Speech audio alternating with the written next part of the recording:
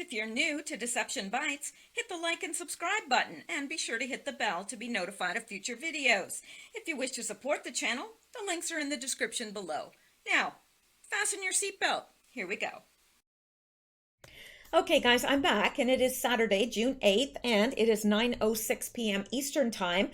Now, I do have a few things to talk to you before I get to the video, so let me just go ahead and do that. It's not really chatting per se. I do have some interesting, important things that I need to cover. Okay, now, the first thing is I have been up since about 7 this morning researching because I've just come across a lot of very interesting things, and I've got 2 videos worth of videos that are kind of more specialized. They're not kind of all over the place, but it's taking one topic and putting a bunch of stuff together with that one topic. And I've got 2 videos worth of material for that. And then I've got the Q-related news, which I am doing now.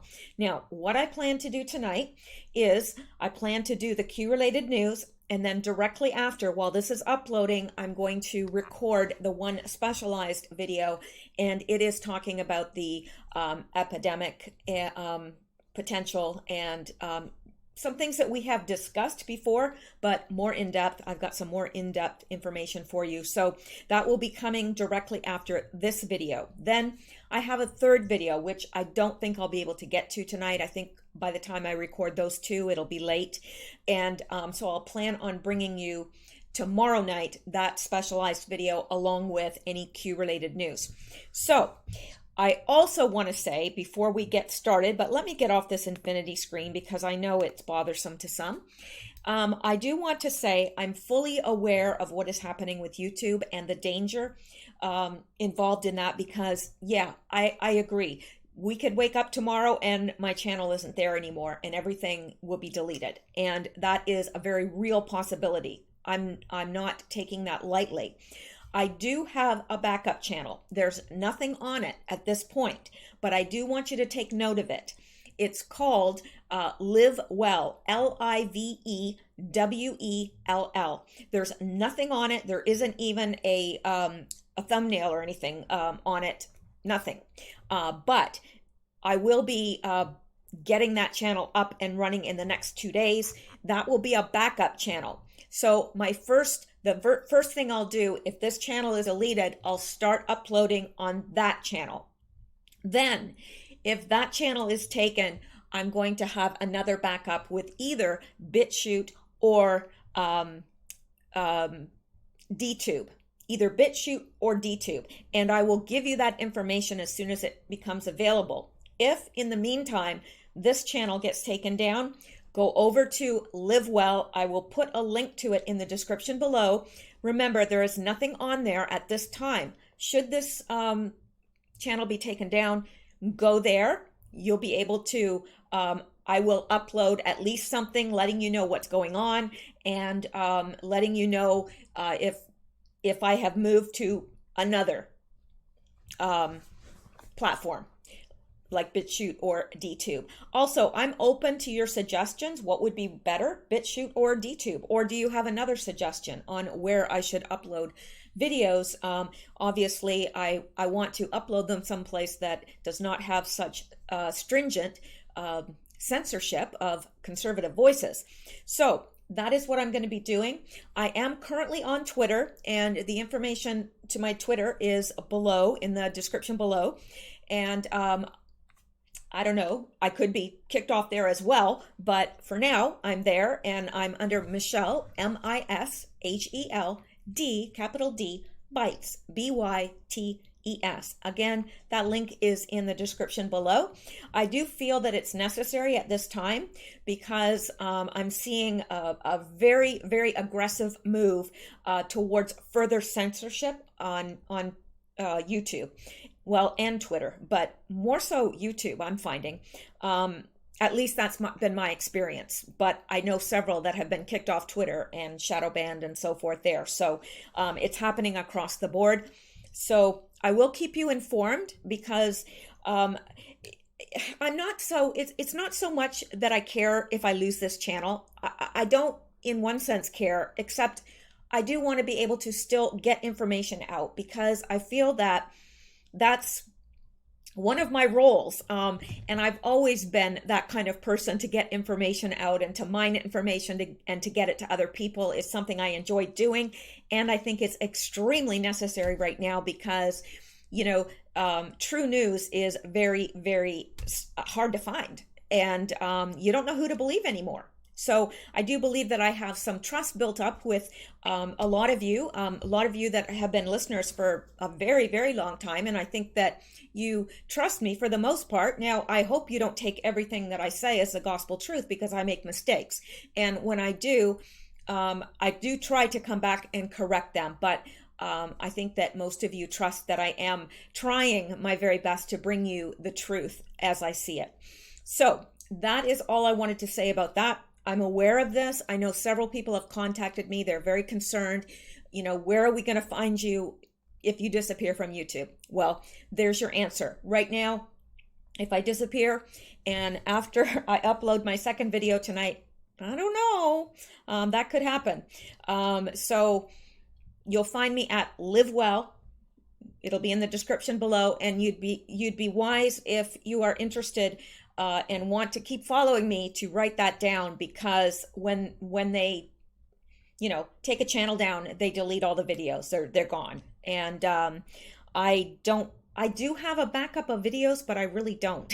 I have the raw video, but it would take me forever to go through all those videos again and label them and title them and all that. So anything that you need to get.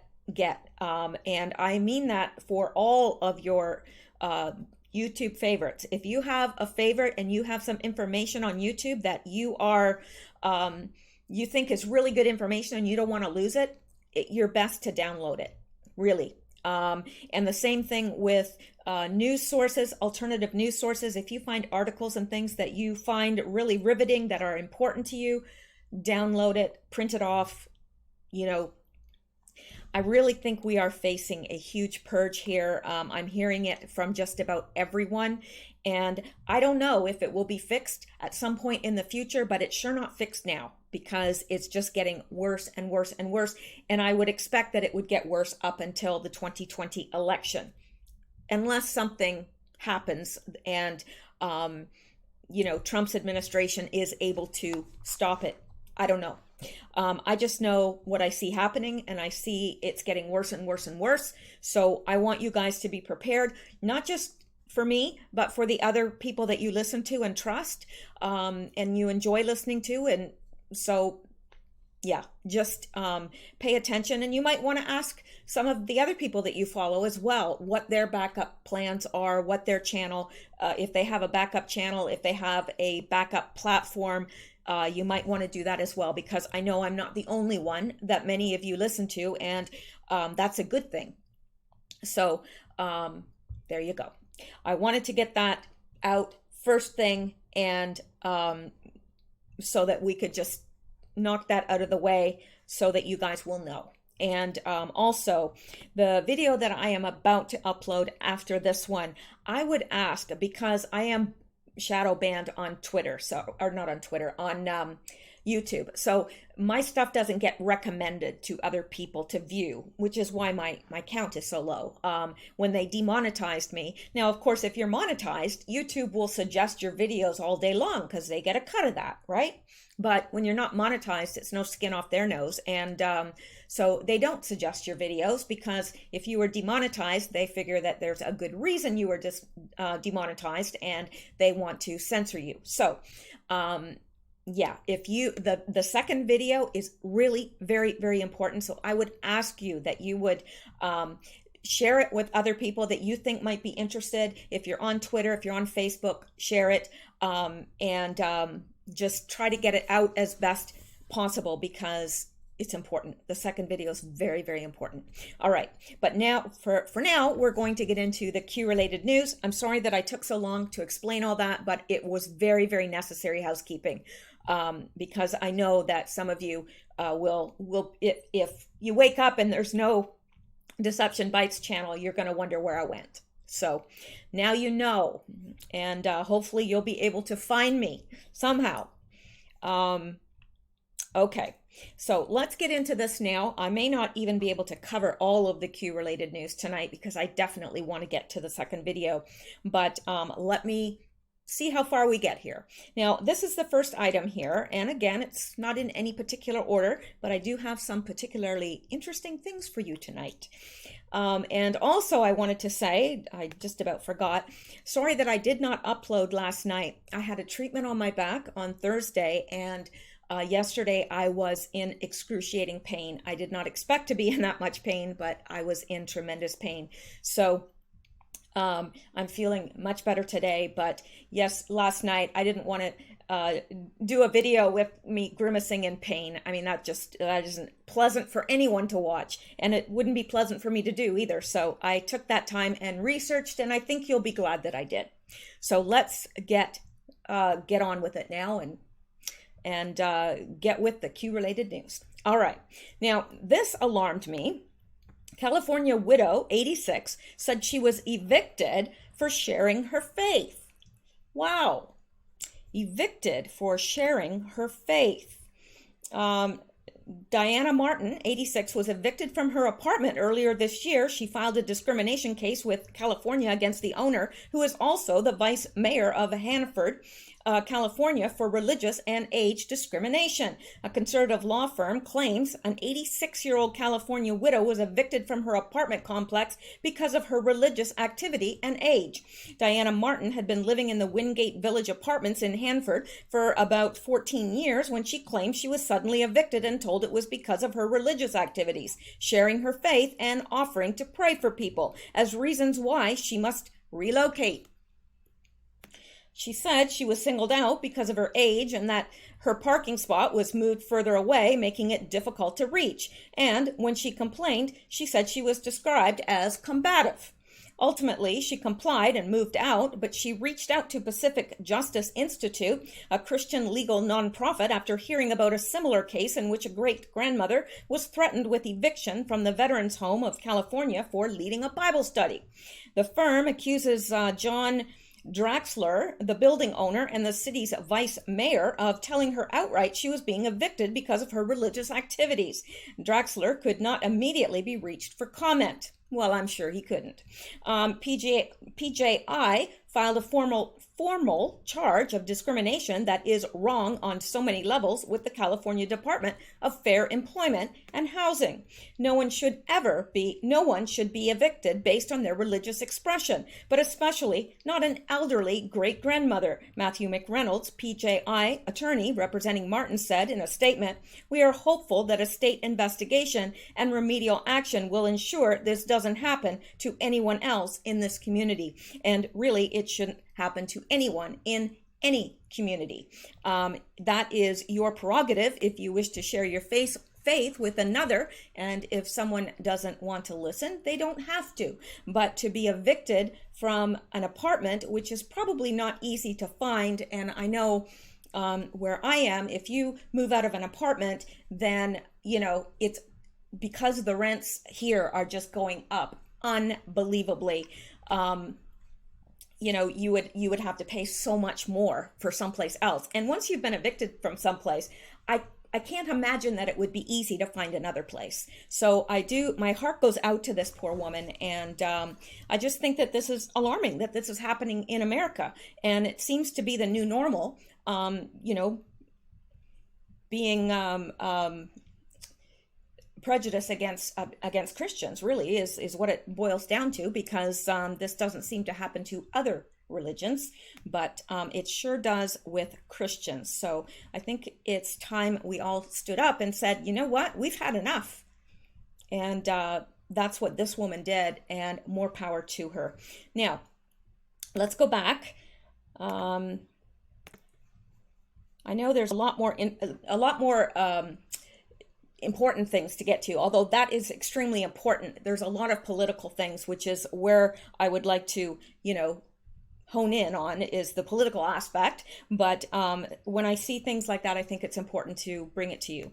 So here we have something very, very, very interesting. If you have not already heard, Hillary Clinton's brother died. Yeah, now I'm not sure the date that he died. This says 8 hours ago, so it must have been recently. We lost my brother Tony last night. It's hard to find words. My mind is flooded with memories of him today. When we walked into a room, he'd light it up with laughter. He was kind, generous, and a wonderful husband to Megan and father to Zach, Simon, and Fiona. We'll miss him very much. Will you, Hillary? Will you really miss him? I don't think so. You know why? Seems like a lot of people around Hillary Clinton are dropping dead. And it seems like a lot of these deaths that we'd heard of just recently, suicides and such, and other murders, the Arizona senator that was murdered, and now we have another one. I need to look into that a little further before I talk about it, because I want to be sure that I know what I'm talking about. But it seems that they're all related, and they all have ties to Hillary. So interesting. And I know what you're saying. You're saying, no, surely she wouldn't kill her own brother. Oh, really? You think not? She's a psychopath. She has no conscience whatsoever. None. You think that if it's going to be her thrown under the bus or killing her brother so he won't talk, she wouldn't kill her brother? If you think she wouldn't, then you haven't been paying attention. Seriously. So let's just see what perhaps her brother had that might get him Arkancided. Let's take a look. Shall we? All right. This from the Daily Mail. And let me get out of there. I do apologize. In the last video as well, you were saying that there was like a bumping or a banging noise with the table, and I think it was my computer hitting the table. And I'm keeping it in my lap because when I have it on the table and I'm typing, people say, well, it's so loud. I can hear you typing so loud in the microphone, because the microphone's like right here. And so, it's kind of like, well, what is more annoying, typing sounds or banging the table? And they're both pretty annoying. So I've tried to keep this far away from the table and keep my typing away from the microphone. So let me know if you notice an improvement or if there is still something driving you crazy. Because I'm the same way. Little things like that. Well, it's not so little, but it's very distracting. All right. Hillary Clinton's brother landed lucrative gold mining permit in Haiti. Haiti. Where have we heard that before? Yeah, child trafficking and the Clinton Foundation. Was it millions or was it billions? I think it was billions that got into the Clinton Foundation, but nothing was ever done in Haiti. But a whole lot of children went missing. Oh, a whole lot. So anyway, he had a lucrative gold mining permit in Haiti after Bill Clinton helped country recover from earthquake devastation. Oh, he helped them recover. All right. Sure he did. Excuse me for a moment. Yes, I do know this is bad for me.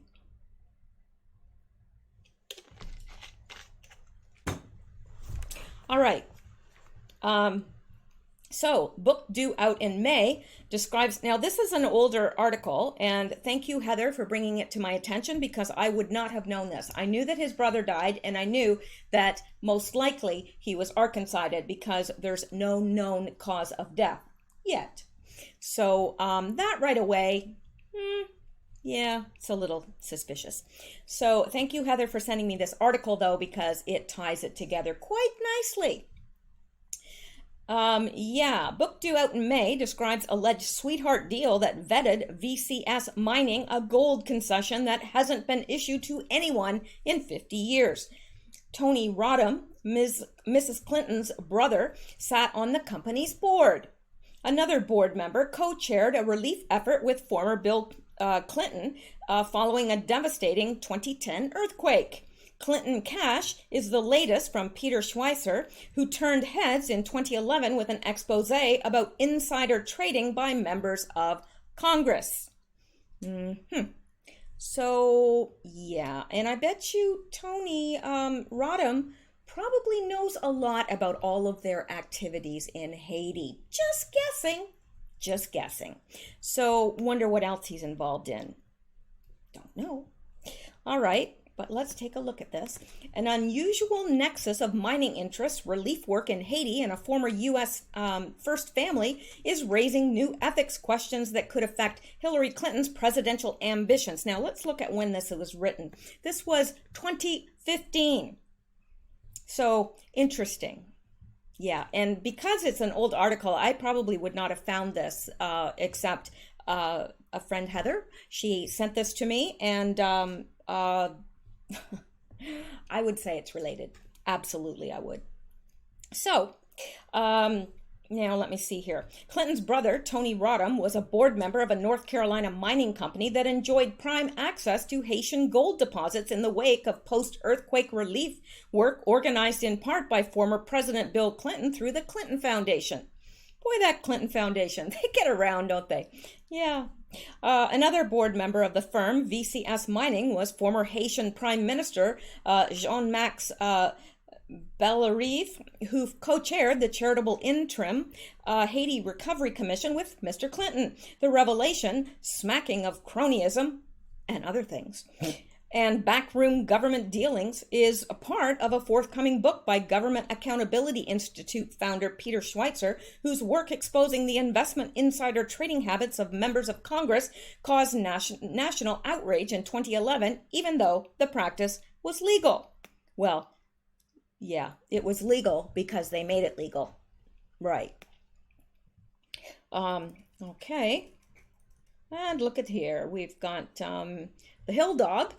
Haiti is open for business. Well, I bet it is. Yeah, it sure is, isn't it? Yeah, you made a lot of money on that. You sure did. One-stop show, Clinton presided over the grand opening of a Haitian industrial park in October 2012, 2 months before VCS Mining got a lucrative gold mining permit.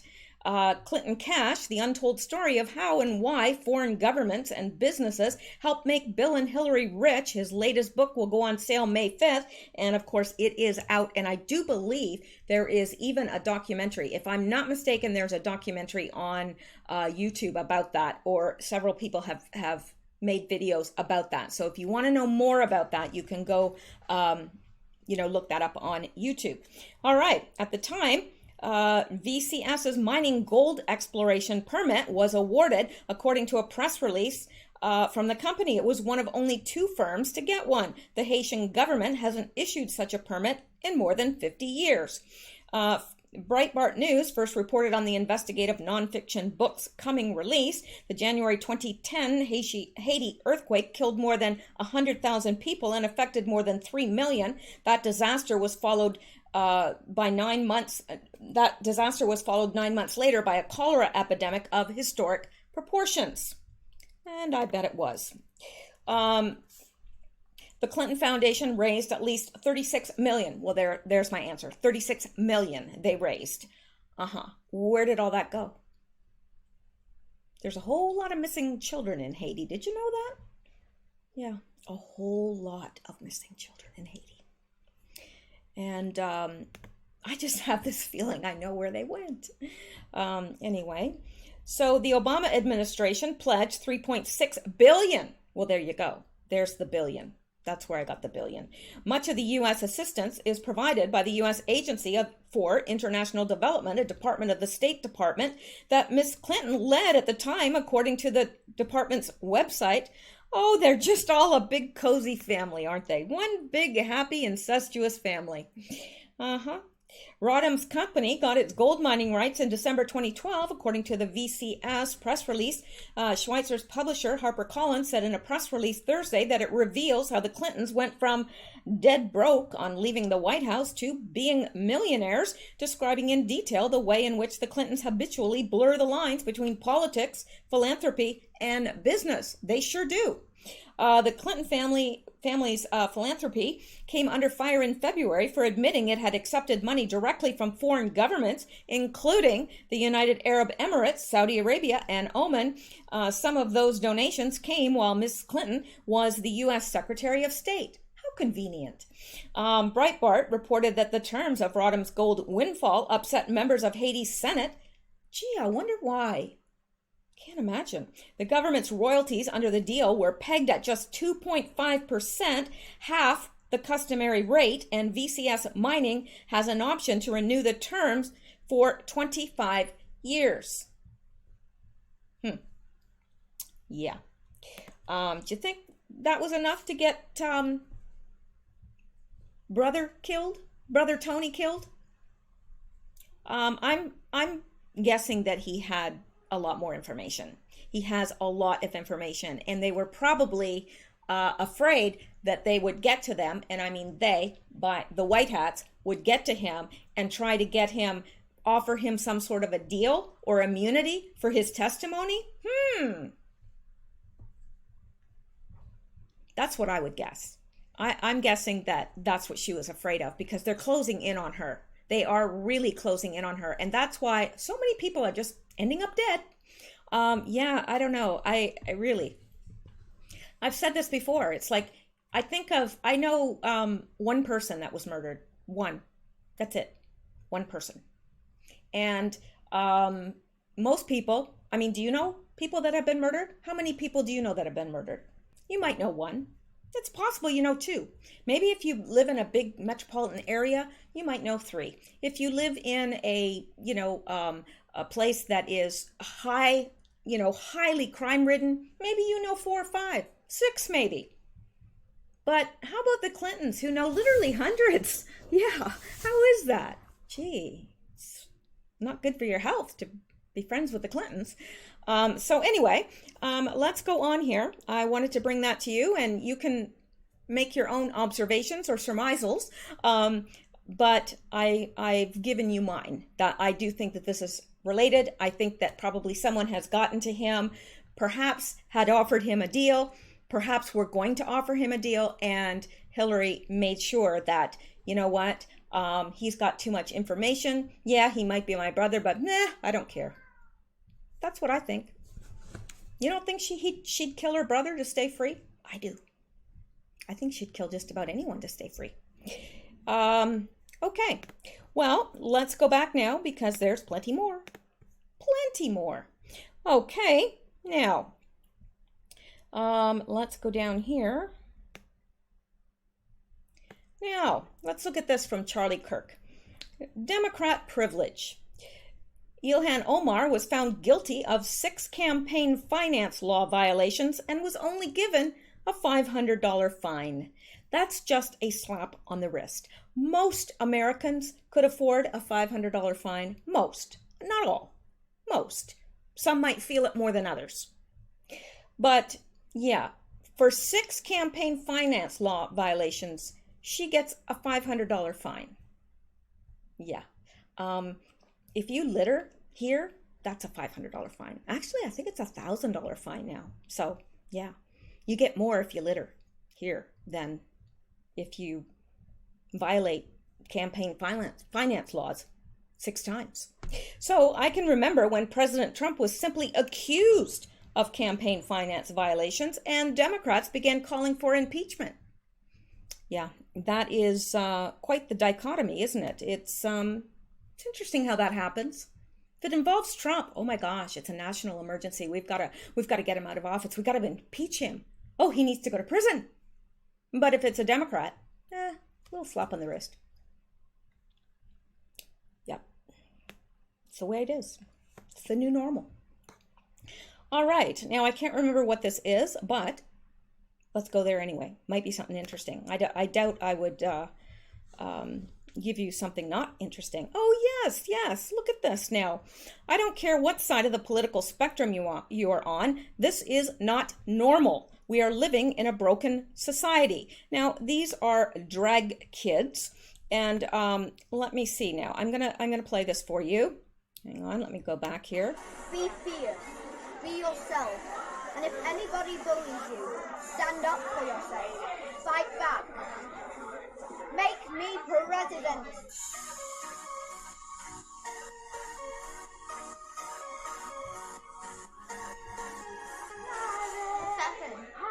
Guess who's way taller than you again? What?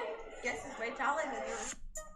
Drag Kids is a new documentary directed by Megan Wenberg that follows 4 drag-obsessed kids from different cities.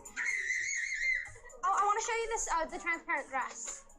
Because it's so cute. It may or may not fit you, I'm not quite sure. I'm going to a drag brunch to meet with the young performers and ask them about the community that they've found with their fellow drag kids. Big hug, big hug. Oh, we're scared. Oh, we all miss each other. I'm scared. I'm crying. Well, we're going to start off with our first performer. Are you all ready? Please give a huge round of applause and a welcome to Sue. And I just want to point out that these are young children, male drag kids, and they are performing for older, middle-aged transvestites, I guess is what you call them, or they're drag queens. I don't know what they are, but anyway, would you let your male child, dress up and put false eyelashes on and makeup and everything and strut around in front of men, grown men, who are obviously probably find it quite titillating, for lack of a better word. Let me continue here. B. Anthony. How do you feel when you're on stage? I get a little nervous at first. Like when I get out there, it's like a switch flips. I just bring it. It's like 3, 2, 1, I'm super weird. I'm sure you've heard of a little performer named Lady Gaga, but you have not met the next incarnation. What about you, Laddie? What's unique about your drag? The craziest unique. Craziest. So.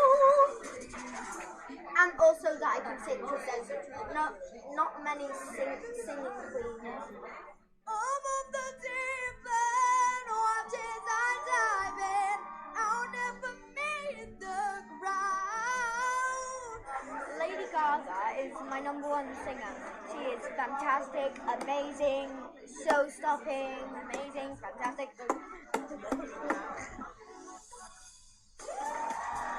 The only direction they had was, feel free to work this runway. I think this runway was worked. Yeah. You just fall in love with each of them for so many different reasons because they're all really incredible. The fact that these kids are brave enough to do something that is so different hopefully would give other people courage to try. They are definitely a wake-up call to be your true self by being true to yourself. When we all met each other, we were kind of like nervous at first, and then like in one day we turned out the best friends, and we found like our crew. We'll be back very soon. Thanks so much, everybody. A Vice production. So, I'm going to just rush right out and watch that documentary. No, I'm not. All right, well, let's go on. I find that very, very sad, but let's go on. Now, okay, let's look at this now. Again, I don't even think I'm going to be able to get to all of the Q-related news tonight, but breaking, Omar caught red-handed in felony lying to the IRS. Minnesota Rep. Ilhan Omar could be in a major jam with the Internal Revenue Service as it has been discovered she lied to them. Surprise! Documents discovered during an investigation into potential campaign finance violations showed that she filed a joint tax return with a man she was not married to, Daniel Steinberg reported. Important Ilhan Omar thread on just released campaign finance investigation conclusions, he said in a tweet on Friday. The report's finding that Ilhan, Minnesota, committed 6 campaign finance violations is amazing, not the report's key takeaway. As I have written, Ilhan, Minnesota, likely committed a remarkable number of additional felonies due to her fraudulent 2009 to 2017 marriage. Today's report appears to confirm the worst of them. Ilhan may have filed 8 years of fraudulent federal and tax returns.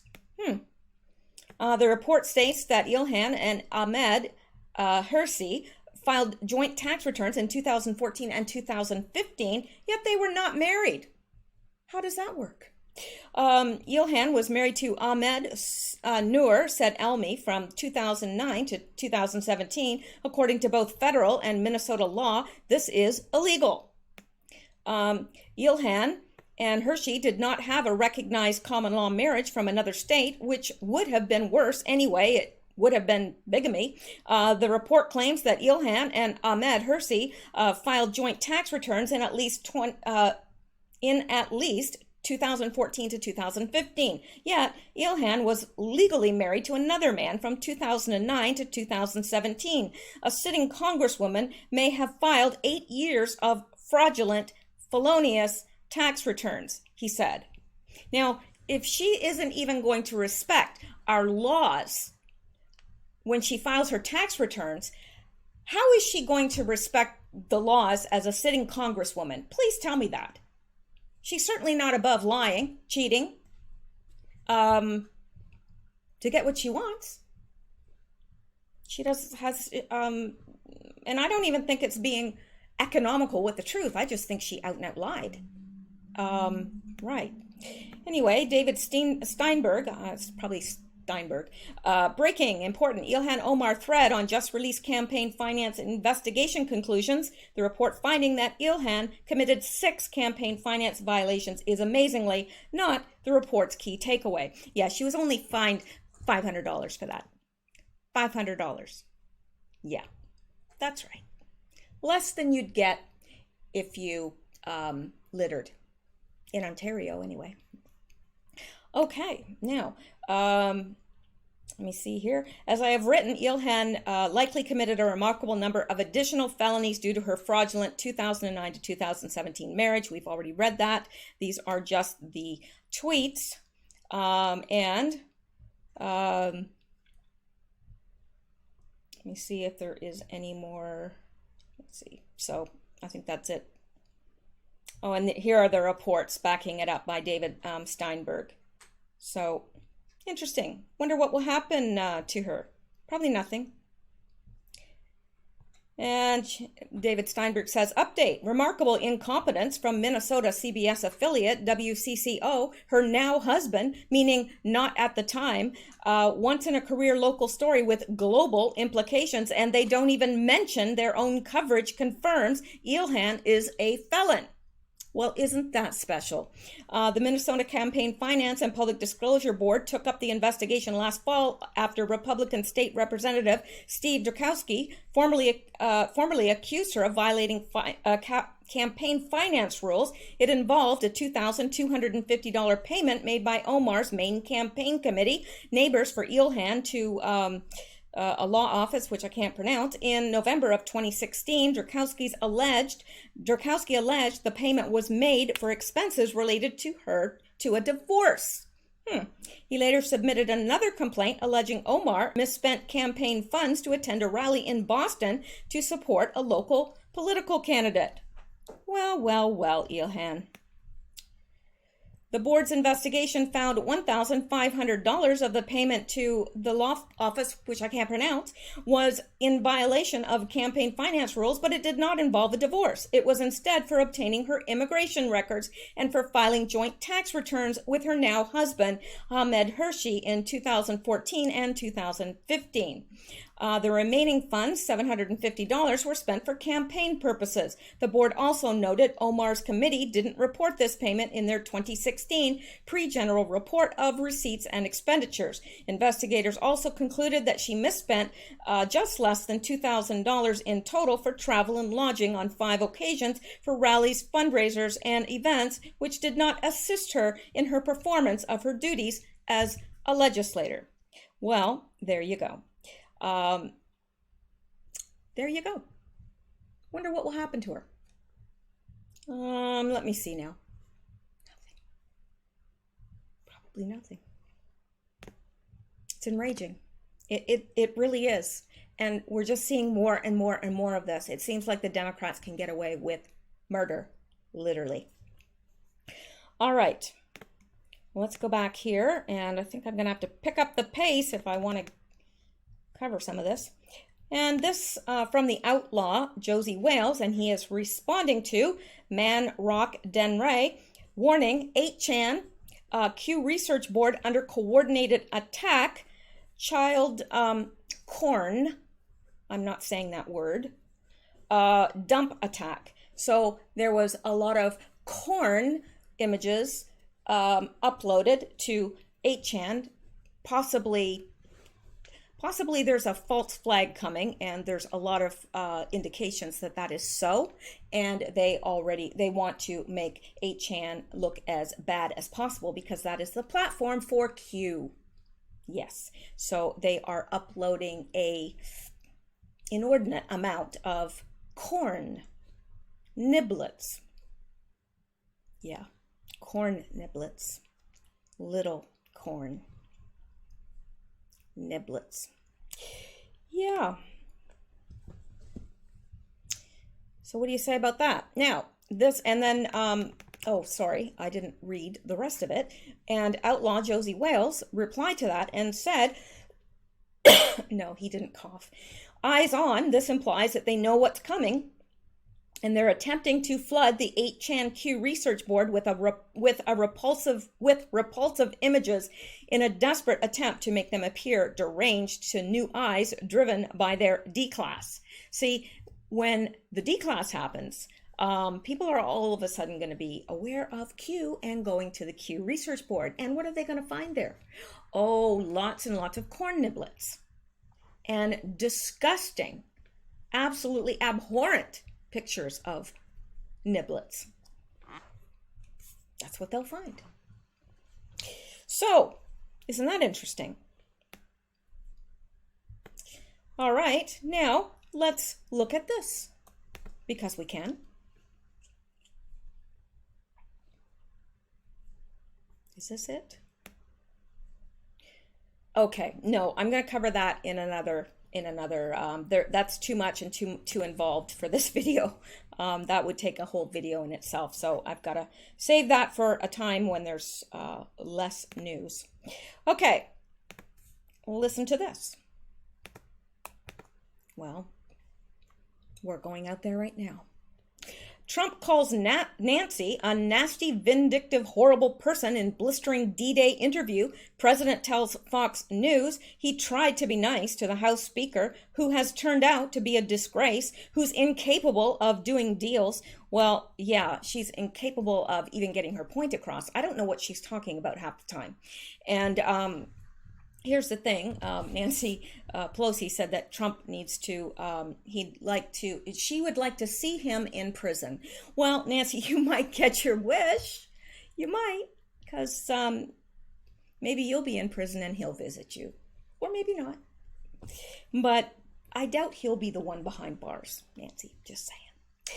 President Donald Trump unleashed a brutal attack on Nancy Pelosi on Thursday during a D-Day ceremony TV interview. With the graves of the American D-Day soldiers in the background, Trump called the House Speaker a nasty, vindictive, horrible person. Well, isn't she? Just speaking the truth. It's all right. Let me get down here. I'm telling you. Oh, where am I? He praised the incredible bravery and valor displayed by the heroes. Oh, I'm sorry, I skipped something. I don't know what I'm doing. With the graves of the American D-Day soldiers in the background, the president took a break from the official business surrounding the 75th anniversary of the invasion to sit down with Fox News' Laura Ingraham on Thursday in Normandy, France. He praised the incredible bravery and valor displayed by the heroes who fought in the landmark battle of World War II before launching a harsh rebuke of California Democrat Pelosi. I think she's a disgrace. I actually don't think she's a talented person. I've tried to be nice to her because I would have liked to have gotten some deals done, Trump said at the American Normandy Cemetery. She's incapable of doing deals. She's a nasty, vindictive, horrible person. The Mueller report came out. It was a disaster for them. Well, I agree with that. Trump went on to suggest that some Democrats had hoped former special counsel Robert Mueller's report on the Russia investigation would be his undoing. Nope. They thought their good friend Bobby Mueller was going to give them a great report, and he came out with a report with 13 horrible, angry Democrats who are totally biased against me, Trump said, repeating the phrase he's used countless times when describing Mueller's team.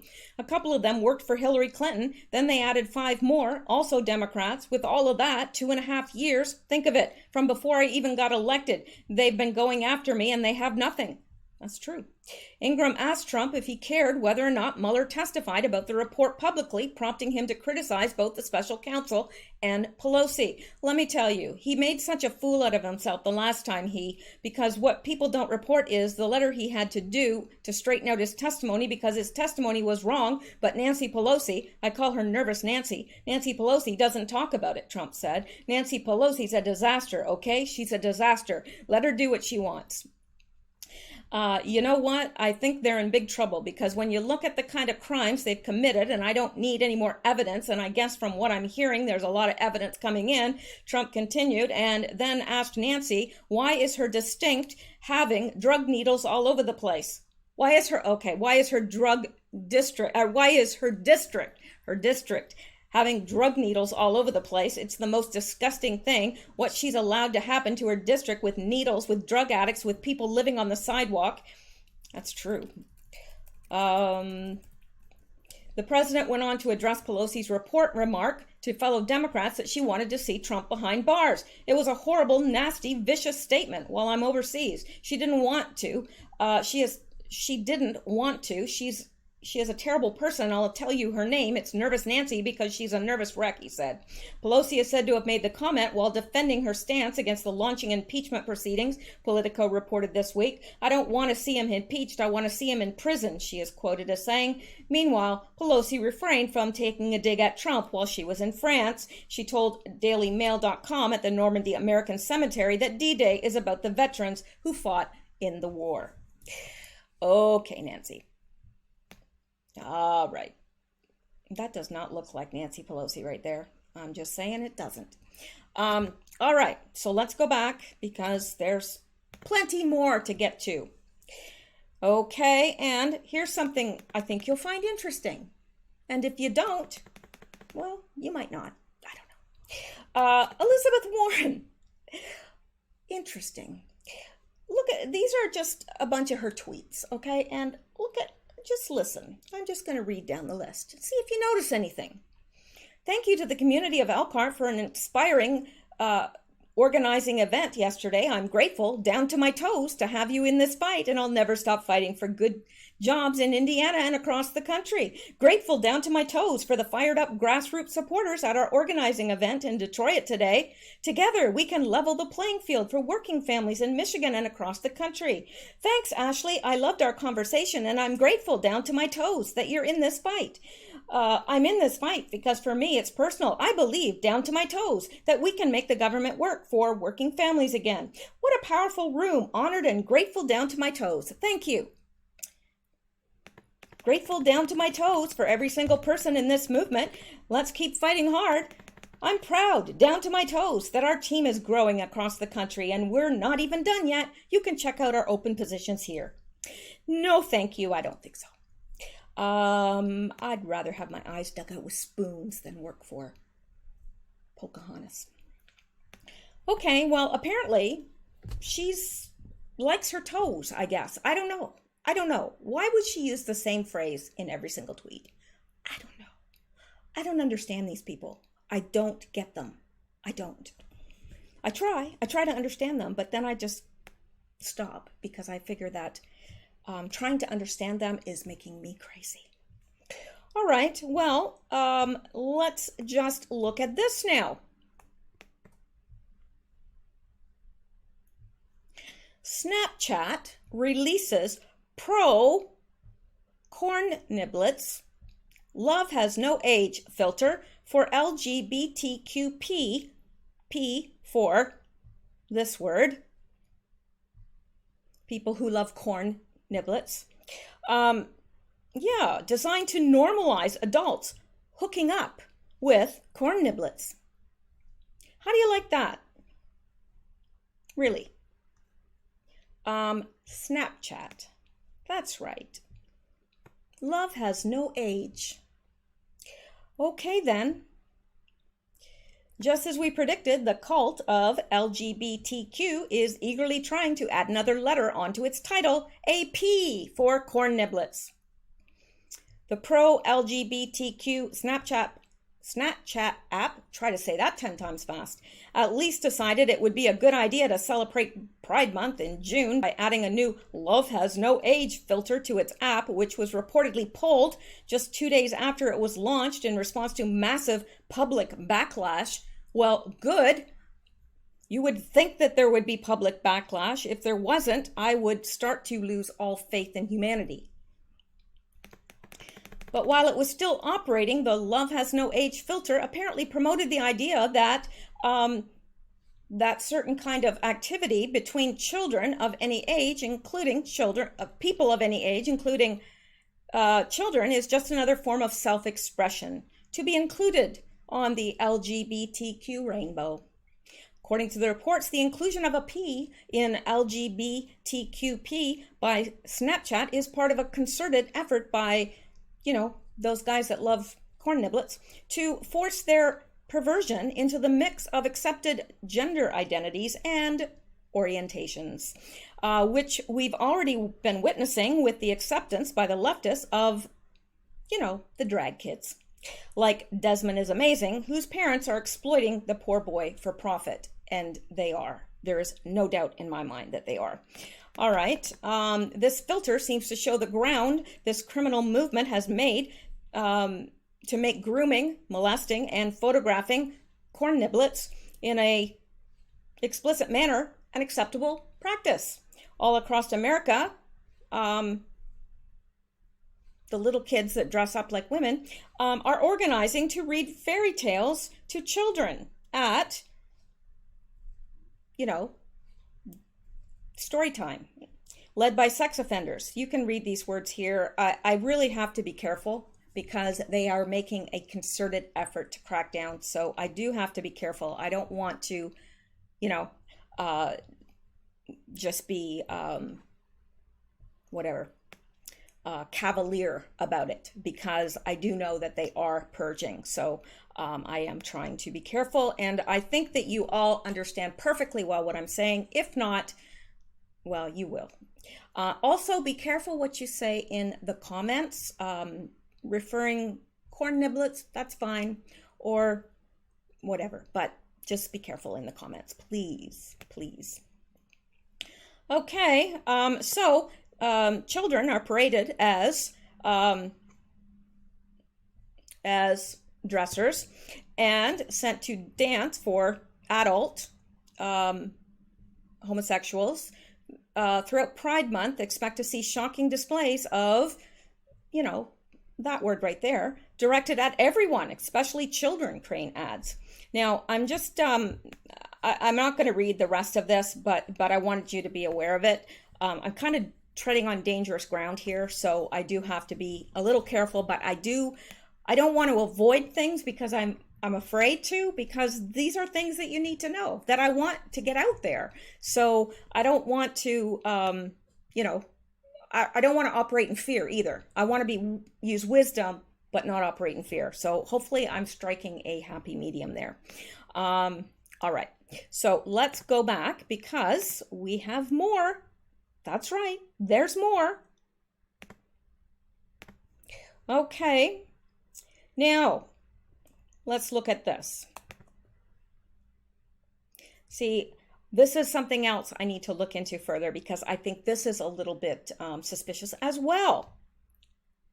Where are we here? Why aren't we going out there? Here we go. Sorry. Okay. 2 former Republican lawmakers found shot dead at home in same week. Yeah, nothing says suspicious like 2 deaths in the same week. 2 Republican state senators were found shot dead in their homes this week. First, former Arkansas State Senator Linda Collins Smith, 57, was found shot dead in her home several days after neighbors reported hearing gunshots. According to CBS News, her death is being reported as a homicide. Now, what you might not know about her is that she was looking into a DHS scam which with ties to the Clinton Foundation. I'm looking into this further and I will report more on this when I find out more, but I don't want to get into it and give you false information. I know that that's a fact, that she is tied to that. She was in the midst of doing an investigation that would have had implications for the Clintons. So I would say that she was Arkansided, personally. And then there was the second one, and let's go down here. And I'm hearing that he also had connections, but I don't know. So don't take that as the gospel truth. I need to look into this a little bit further. The second GOP lawmaker found dead this week was Oklahoma State Senator Jonathan Nichols, who was found dead in his Norman, Oklahoma home on Wednesday, and a gun was found across the room on a table. Yeah, I don't know how you shoot yourself and then like go lay the gun on a table. I don't know how that works, but law enforcement sources reported that police responded to a report of an individual with a gunshot wound around 8:44 p.m. Wednesday. Inside, they found the 53-year-old Nichols deceased. Nichols represented Norman in the Oklahoma Senate from 2000 to 2012 and had been a senior policy advisor to House Speaker Charles McCall at the time of his death. I am shocked and incredibly saddened to learn that Jonathan has passed away, said McCall in a statement. He was a valuable member of my staff and a friend. Jonathan was a very proud man, but he served humbly. There is no indication that the two deaths are related. Well, I happen to think that they are, and I have been reading a little bit about that, but again, I would like to research it further before I give you that information because I don't want to have to backtrack and say, oops. So there. Now, let's go back here. I'm going to have to pick up the pace a little bit if I'm going to get through this. Now, you know, everybody was putting down Donald Trump for, talking about the tariffs against Mexico. Well, yeah, turns out he was right again. I mean, everybody, even Republicans, were against him and saying nasty things about him. But you know what? He was right again. Very stable genius. That's what he is. I am pleased to inform you that the United States of America has reached a signed agreement with Mexico. The tariffs scheduled to be implemented by the U.S. on Monday against Mexico are hereby indefinitely suspended. Mexico, in turn, has agreed to take strong measures to, and it's continued here, to stem the tide of migration through Mexico and to our southern border. This is being done to greatly reduce or eliminate illegal immigration coming from Mexico and into the United States. Details of the agreement will be released shortly by the State Department. Thank you. And then he says, the Trump train says, a big win for the United States, and it is. So, for all of you that doubted him. Okay, now, yeah, that we already have gone over this about Ilhan, so I'm not going to read another source there. And let me see if there's anything else that I need to cover in this video before I go. Well, yeah, this breaking, Herb Sandler has died. You might remember Herb from the Podesta emails. Handkerchief with a map on it. Yeah, he's died. Now, he was, I can't remember how old he was, but he doesn't look like a young man, but he doesn't look ancient either. So, again, that is something that needs to be looked into. I don't know how he died, but it's interesting how they're moving in on these people, and all of a sudden, all these people are just turning up dead. I think, if I'm not mistaken, he died of a heart attack, but I'm not sure, so don't quote me on that. Again, I'm trying to relate all these deaths together. So that's something that hopefully I'll be able to do. If not, then not, but I'm going to try. And this from James Anderson. I found this very, very interesting. He notified me on Twitter and said, Mishel D. Bytes, I'm 71 and lived 1 mile from POTUS birthplace, Jamaica, Queens, New York. I follow Q and am certain that God intervened in the 2016 election. Now, this is what he has to say. Noticed a strange omen. Q17 bus stops at 89 Avenue, near birth home at 85-15 Warham Place, which is the birth home of Donald Trump. And he said, no coincidences. Q. So isn't that interesting that the Q being the 17th letter of the alphabet, Q being the person that we have been listening to on the chans for well over a year and a half, probably, well, yeah, year and a half. And so Q, 17 bus stops at 89 Avenue, which is right near where Donald Trump was born. That's his birth home. Isn't that interesting? And he said, no coincidences. Q. No coincidences. I found that very interesting. What are the odds?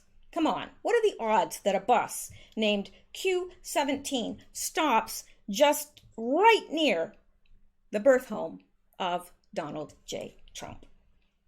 You think that's a coincidence? I don't. Okay. Now, I think, let me just check here because I do want to make sure I've covered what I need to cover. Okay, yes. Let me go to this too. This prediction from Maxine Waters is being thrown back in her face after deal with Mexico. Yeah, I love this. This woman always looks so unhappy, really. And I find that with Pelosi. I find that with all of them. They tend to, like, Brennan. My gosh, he looks constipated. Really, somebody should get him some prunes. Representative Maxine Waters is facing some ridicule from supporters of President Donald Trump after she predicted he would cave on the threat to impose tariffs on Mexico.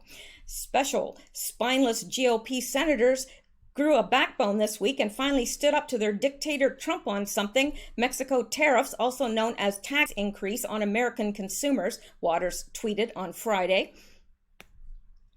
Spineless okay, well, I'm not, we just read that. Bet your bottom dollar Trump will back off by the weekend, she predicted. Just another bluff. Just hours later, the president tweeted that he had reached an agreement with Mexico and he called off the threat of tariffs. Mexico will take unprecedented steps to increase enforcement to curb irregular migration, to include the deployment of its National Guard throughout Mexico, giving priority to its southern border, read a statement from the State Department. Several Trump allies mocked Waters for her prediction that he would cave. Waters, undeterred, retweeted a post claiming that she was correct in her prediction that he would cave in order to avoid implementing the unpopular tariffs on Mexico. You called it anti-Maxine, tweeted feminist commentator Amy Siskind. Yeah, that's not caving, Maxine. But, Trump calls her a very low IQ individual, so we can't expect her to understand that. Because she has the IQ of boiled cabbage. All right. Now, one more thing, and then, no, really, I'm going to cut this off. I'm going to get this uploaded, and I'm going to start working on number 2. Like my number 2 video, not number 2. That would be rude. Okay, let's look at this. No, really, let's. All right, this is interesting. I know I always say that. It's interesting, but it is. What else? What other word do you use? Gobsmacking? I use that all the time too. I'm running out of words, man. I don't know. Okay, Conservative Tribune. Report. ISIS fighter chosen to infiltrate U.S. from southern border makes chilling confession. This should surprise no one. Border and immigration issues have been at the forefront of politics since at least the 2016 election. Donald Trump, of course, made immigration a key plank in his platform, talking about border security when many others stayed away from the issue. But while much of the border debate revolves around migrant caravans and Hispanics entering the country, there is much more sinister side to the issue. Conservatives have often warned that the U.S.-Mexico border could be exploited by terrorists who seek to do mass harm to our nation, yet this alarm has usually been laughed laughed off by the establishment media, it may not be a laughing matter at all. The infamous Islamic State group might be eyeing our southern border as the entry point for destructive plots, at least if reports of a disturbing confession are correct. And a chilling confession from a captured ISIS fighter has shed light on how the terrorist group intended to exploit the vulnerabilities of the U.S. border with Mexico, using English speakers and Westerners to take advantage of smuggling routes and target financial institutions, Fox News reported Thursday. One alleged member of the notorious terrorist group claims he was recruited by the organization to plan attacks on the United States using migration routes from Central America as the starting point. Now, this is very, very plausible. I totally believe it because we all know what's happening, and we have all heard the stories of people, Muslims, migrants coming from Islamic countries over the border and crossing where there are there's no fence or barrier, and it's happening a lot. So anyway, seized ISIS fighter Abu Henrique, a Canadian citizen with dual citizenship with Trinidad, last month said that he was sought out by the violent insurgency's leadership to attack the U.S. from a route starting in Central America, Fox reported. That information came from a report carried out by the International Center for the Study of Violent Extremism and published in Homeland Security Today. Homeland Security Today, meanwhile, is a publication of the Government Technology and Services Coalition. It's a fairly obscure group that most Americans probably haven't heard of, but Homeland Security Today has some impressive credentials. Their editorial board is headed by former Department of Homeland Security Secretary Michael Chertoff, and a variety of respected military and Homeland Security experts make up its additional editors. In other words, it's worth taking the report as very credible. So while the establishment media has downplayed the terrorism vulnerabilities of America's southern border in the past, a Georgetown University professor is calling the videotape confession entirely plausible. ISIS has organized plots in Europe with returnees, so it seems entirely plausible that they wanted to send guys out to attack. Report co-author Anne Speckard, director of the ICSVE and an adjunct professor of psychiatry at Georgetown, told Fox. The issue that makes North America attack harder is the travel is more difficult from Syria, she noted. So the idea that they would instead use people who were not known to their own governments as having joined ISIS might make it possible for them to board airplanes. Wow. While many terrorist activities are, of course, designed to kill or maim as many people as possible, Henrique said during his confession that the attacks the group wanted him to carry out would be intended to cripple the U.S. economy. Using false passports, he and likely others would move from the Caribbean to Mexico and then into the U.S.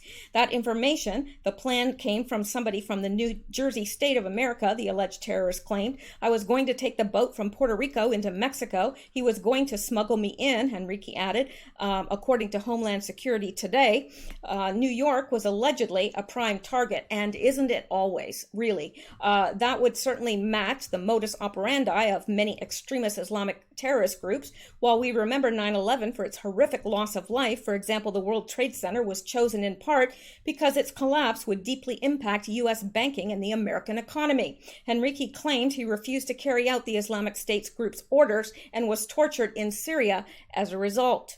Henrique surrendered to the U.S.-backed Syrian Democratic Forces, SDF, in the final assault to take back Bagh House earlier this year, Fox reported. He remains behind bars in the SDF-controlled region of Syria, with their futures in legal limbo, as many foreign governments are not willing to take back accused ISIS operatives. Oh, Canada is, that network said.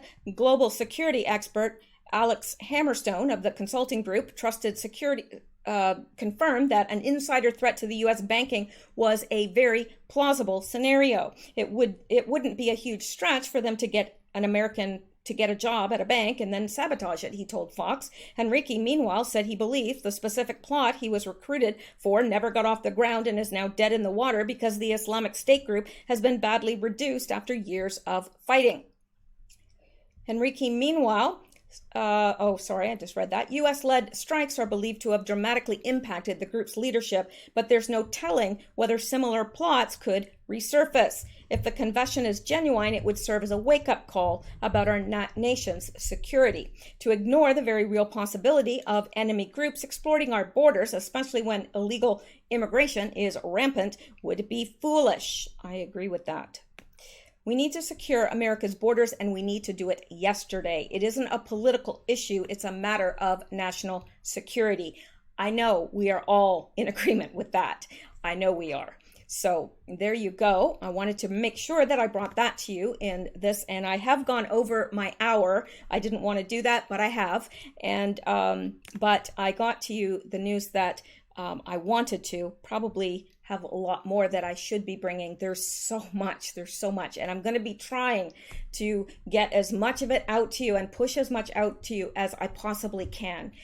So I may be doing, some nights I may do 2 videos, and certainly if I miss a night, I will try to do 2 the next night, because I do have a lot of stuff I need to get out to you guys. But for tonight, that is it. I am coming back with the second video, so look for that. You will want to see it.